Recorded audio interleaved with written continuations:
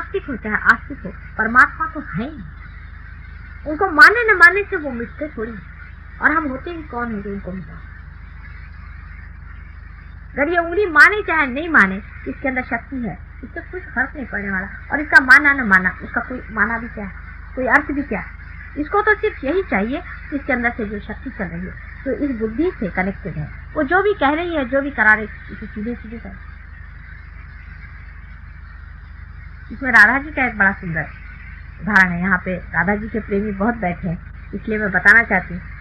एक बार राधा जी को कृष्ण की मुरली से बहुत ईर्ष्या हुई, तो उन्होंने कृष्ण से कहा कि इस मुरली में क्या विशेषता है जिसको तुम अपने मुख में हमेशा लगाए रहते। तो उन्होंने कहा तुम उसी से जाके। तो उन्होंने मुरली से पूछा तुम्हारी क्या विशेषता है जो तुम हमेशा उसके मुख में लगे रहते। तो मुरली ने कहा कि अरे पागल, तुझे नहीं मालूम कि मेरी कोई विशेषता नहीं, यही तो मेरी विशेषता है। मैं पूरी तरह से खोखली हो गई हूँ, इसीलिए तो मुझे बजाता है। अगर मैं कहीं भी खड़ी हो गई तो उसका तो सारा राग ही खराब जाएगा। मैं पूरी खोखली हो गई हूँ। तो कहते हैं कि राधा जी ने कृष्ण से कहा था कि अगले जन्म मुझे तू अपनी मुरली बना।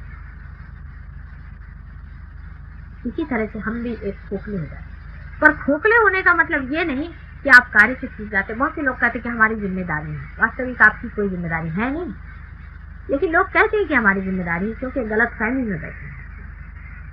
जैसे कि हम इस छत्र के नीचे बैठे हैं और ये खंबे इसको पकड़े हैं।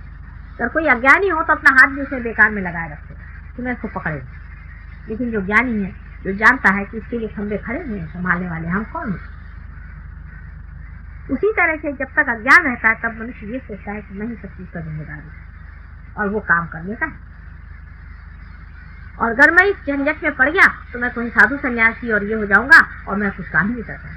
वास्तविक आप तभी ठीक से काम कर सकते हैं जब आप विचारों से करें, क्योंकि आपके अंदर की शक्ति इतनी अद्वितीय है और इतनी गहन है और इतनी भी ज्यादा शक्तिशाली है कि जैसे ही वो आपके अंदर से बहने लग जाती है, आपके तो चार चांद लग जाते, आपके बातचीत में, बोलने में, हर एक चीज में आप एक कमाल का जौहर दिखा। लोग आश्चर्य में हो जाते कि कैसे शुरू हो जाए। अब यहाँ मिस माणिकलाल बैठी का उदाहरण हम आपको बता रहे हैं कि जब से इनकी जागृति होकर ये पार हुई है, इनकी लेखनी से ऐसी ऐसी चीजें उठती हैं कि ये खुद कहती है मुझे लगता है मैं लिख नहीं रही, क्या होगा। ऐसे ऐसे लोग जो साधारण भी कविता नहीं कर पाते थे, जब वो लोग पार हो गए उसके बाद वो ऐसी ऐसी कविता करते हैं। एक लड़की थी, साधारण आर्टिस्ट, बिल्कुल साधारण घर में बैठ के कुछ रंगमंच खेला करती। उसके बाद वो जब पार हो गई, उसके बाद उसके एग्जीबिशन होने लगे हैं और लाखों रुपया उसने कमाए। कोई अगर समझ लीजिए पॉलिटिशियन भी इस वक्त वो साक्षी हो जाता है तो पूरी तरह से सारे चीज को देते। और इसके अलावा जब आप उसके आश्रय में पूरे खड़े हो जाते, जब आप उसको पूरी तरह से आप मान लेते, उसके भी हजारों हस्तक आपके आस पास खड़े रहते, देवता मंडरान लगते। आपको समझ में नहीं आता कि कैसे काम बन जाता है, कैसे लोग आ जाते, कैसे चीज बन जाती है, किस तरह से चीज आ जाती है और कैसे पूरा काम। इतनी कमाल की चीजें हो जाने लग जाती है कि मनुष्य आश्चर्य नहीं करता कि ये चीज कैसे बन गई, वो चीज कैसे बन। लेकिन दृष्टि मनुष्य की इस पर नहीं होना चाहिए, इससे हमारा मटीरियल गेम क्या होगा। बहुत से लोग कहते हैं कि कुंडलिनी शक्ति जगा दीजिए तो हमारे अंदर शक्ति आ जाएगी। असल में आप तो बिल्कुल शक्ति विहीन हो जाते, लेकिन कुंडलिनी आपकी शक्तिशाली है। परमात्मा की शक्ति आपके अंदर से बह जाती क्योंकि आप बिल्कुल ही शक्ति विहीन होकर के इससे आगे समझते। जो कुछ भी आज तक सारे धर्मों में बताया गया उसका सार मात्र एक ही है कि आप अपने को जानिए, और इसका जानने का मार्ग भी एकमात्र है, वो है सहज योग, जो स्पॉन्टेनियस ग्रोथ जिसे कहना चाहिए, जो अंदर से ही अपने आप घटित होता है। बुद्ध को भी सहज योग से ही मिला। वो इधर उधर हजार जगह भटक के एक दिन थक कर पड़े हुए थे, और जब थके हुए लेटे हुए थे उस वक्त में उनकी कुंडली ने कहा कि मेरा बेटा बहुत थक गया है, इसी तरह से इस पे धरो।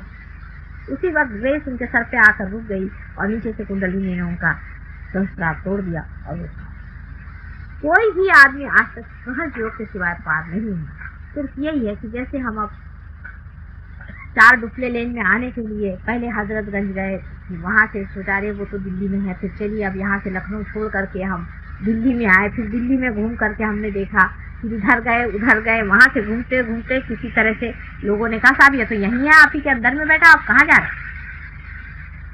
तो लोगों ने सारा घूमना हमारा देखा कि ये तो पहले वहां गए थे, फिर वहां से वहां गए थे, फिर जापान गए थे, फिर वहां चाइना गए थे, फिर वहां से घूम घाम के फिर यहीं मिले। वो सारे घूमने घामने में जो गड़बड़ हो गई थी वो अभी भी लोग पकड़े हुए हैं, लेकिन जिसने पा लिया है वो अधिकतर समाधिस्थ हो जाता है। इसका उदाहरण, सबसे अच्छा उदाहरण हमारे ज्ञानेश्वर जी हैं। जब उनकी कुंडलिनी जागृत थी, जब 6वां अध्याय लिखा तब उनकी जागृत थी, और जब वो पार हो गए तब तक उनकी ज्ञानेश्वरी पूरी हो गई थी। उस वक्त उन्होंने समाधि ले ली, क्योंकि जब पा लिया तब इतनी खोज सब व्यर्थ यही पा ली। अब इसका जो कुछ लिख दिया सब बेकार न हो जाए, समाधि ही ले लो।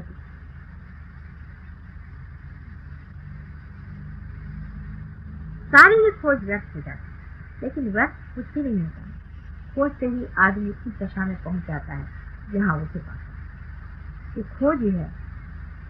कुंडलिनी आपके साथ खड़ी खड़ी सारी ही चीज रिकॉर्ड करती है। मनुष्य पहले पैसे में खोजता है, पोजीशन से खोजता है, उसके बाद जब उससे भी वो कहता है कि क्या रखा है, सब जंक, जैसे अमेरिका में, तब उसकी कुंडलिनी कहते हैं चल ये नहीं, उसका फिर जन्म होता है, तो वो फिर एक सत्ता में खोजता है, तो सत्ता को देख, फिर सब सत्ता भी देख रहा है, तब वो कहता है इसमें क्या है, फिर वो कहता है चलो धर्म में खोजो। धर्म भी तो बाहर है, हमारे सारे धर्म बाहर आ गए, अंदर का धर्म कोई जानता है। बात सब अंदर के धर्म की है, लेकिन तरीके सब बाहर। इस वजह से वो बाहर खोजता है। धर्म में भी गुरु बनाता है, मंत्र करता है, मंदिर जाता है, परमात्मा को पुकारता है, लेकिन सारे ही धर्मों का तत्व यह है कि उसे पाले।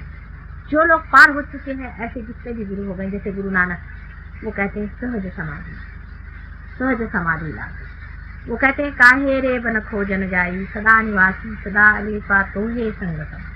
पुष्प मध्य जो वास वसत है, मुकर माही जो सिखाई, तैसे ही हरि बसे निरंतर घट ही खोजो। अब हम गा रहे हैं, रट रहे हैं, घट ही खोजो भाई।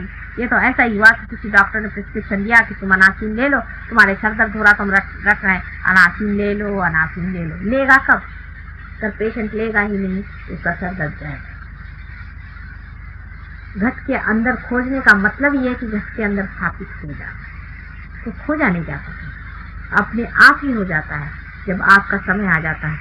और हजारों लोगों का समय आता है, जो आप लोग यहाँ बैठे हुए हैं, आप अपना पूर्व जन्म जानते हैं। हजारों सालों की ये खोज है जो आपको यहाँ लाई, इसके कारण आप अपने ही अधिकार में पा लेते हैं। हम तो कुछ यहाँ कर नहीं रहे। जैसे समझ लीजिए कि आप बैंक में जाते हैं और अपना चेक आप उनसे पैसा मांग लें, उनको देना ही पड़ेगा, नहीं जाएंगे। अगर आपको हम रियलाइजेशन नहीं दें तो हम जाएंगे, हाँ देना ही पड़ेगा, होना ही पड़ेगा, क्योंकि आपका अधिकार, आप जो भी पा रहे हैं अपने अधिकार।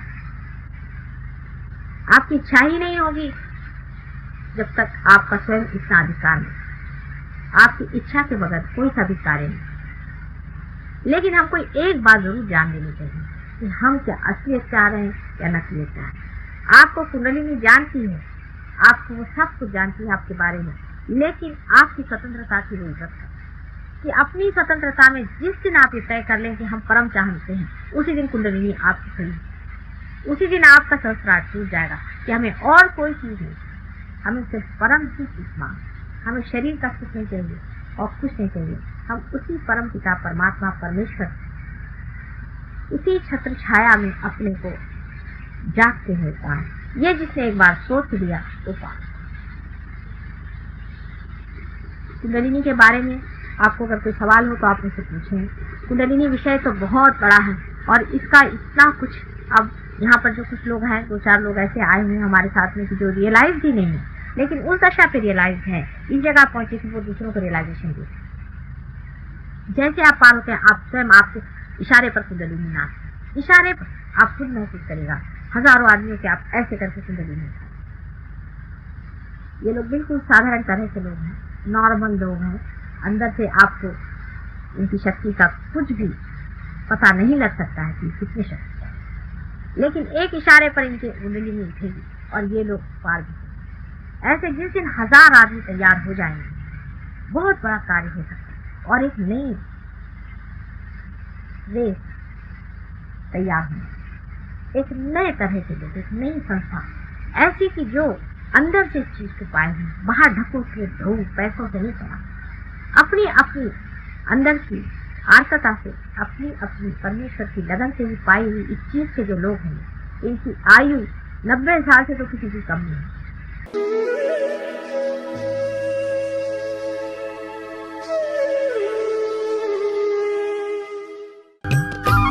सब्सक्राइब कीजिए कुंडलिनी जागरण को और प्रेस कीजिए बेल आइकन को, जिससे कि आपको मिल सके हमारी लेटेस्ट वीडियो सबसे पहले।